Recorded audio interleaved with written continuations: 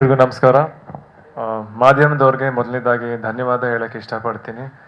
ಇವತ್ತು ಈ ಸಿನಿಮಾ ಎಲ್ರಿಗೂ ಮುಟ್ತಾ ಇದೆ, ನಾವು ಬಿಟ್ಟಿರೋ ಕಂಟೆಂಟ್ ಆಗಲಿ. ಆ್ಯಂಡ್ ಡೆಫಿನೆಟ್ಲಿ ನಿಮಗೆ ಮೊದಲನೇದಾಗಿ ಥ್ಯಾಂಕ್ಸ್ ಹೇಳಬೇಕು. ಆ್ಯಂಡ್ ಫಸ್ಟ್ ನಾನು ಬ್ಯಾಂಗಿಲ್ ಬಂಗಾರಿ ಸಾಂಗ್ ಬಗ್ಗೆ ಹೇಳ್ತೀನಿ.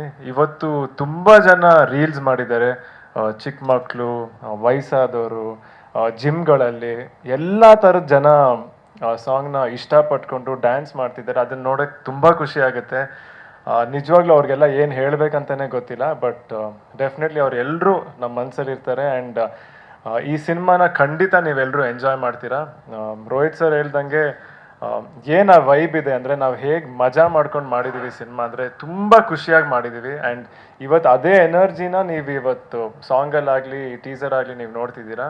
ಆ್ಯಂಡ್ ಇಡೀ ಸಿನಿಮಾನು ಅದೇ ಥರ ಅಷ್ಟೇ ಮಜಾ ಕೊಡುತ್ತೆ ನಿಮ್ಮೆಲ್ರಿಗೂ.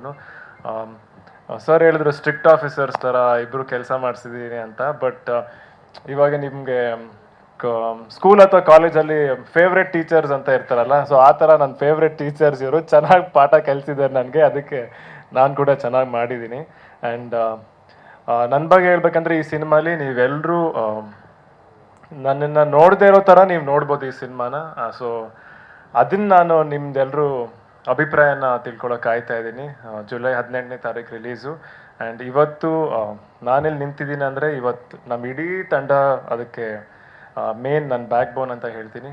Ashwini aunty and of course Jayanna sir, Karthik sir, Boganna ಅವರು, ಯೋಗಿ ಅವರು, ಪ್ರತಿಯೊಬ್ಬರೂ ಎಲ್ಲರೂ ಸೇರಿಕೊಂಡು ಇವತ್ತು ಒಂದು ಶಕ್ತಿಯಾಗಿ ನಾವು ಜೊತೆಗೆ ನಿಂತಿದ್ದೀವಿ. ಆ್ಯಂಡ್ ಇಂಡಸ್ಟ್ರಿ ಕೂಡ ಇದೇ ರೀತಿ ಇರಬೇಕಂತ ನನ್ನ ಅಭಿಪ್ರಾಯ. ಎಲ್ಲರೂ ನಾವು ಒಟ್ಟಿಗೆ ಸೇರಿಕೊಂಡ್ರೆ ಕನ್ನಡ ಇಂಡಸ್ಟ್ರಿಲಿ ತುಂಬ ಅದ್ಭುತವಾದ ಕಂಟೆಂಟ್ ಬರ್ಬೋದು. ಆ್ಯಂಡ್ ತುಂಬ ದೊಡ್ಡ ಮಟ್ಟಕ್ಕೆ ನಾವು ಎಲ್ಲರೂ ಸೇರ್ಕೊಂಡು ತೊಗೊಂಡೋಗ್ಬೋದು ಅಂತ ನನ್ನ ಆಸೆ. ಸೊ ಎಲ್ರಿಗೂ ಥ್ಯಾಂಕ್ಸ್. ನೆಕ್ಸ್ಟ್ ಏನೇ ಕ್ವೆಶನ್ಸ್ ಇದ್ರೂ ನಾವು ಆನ್ಸರ್ ಮಾಡ್ತೀವಿ. Thank you.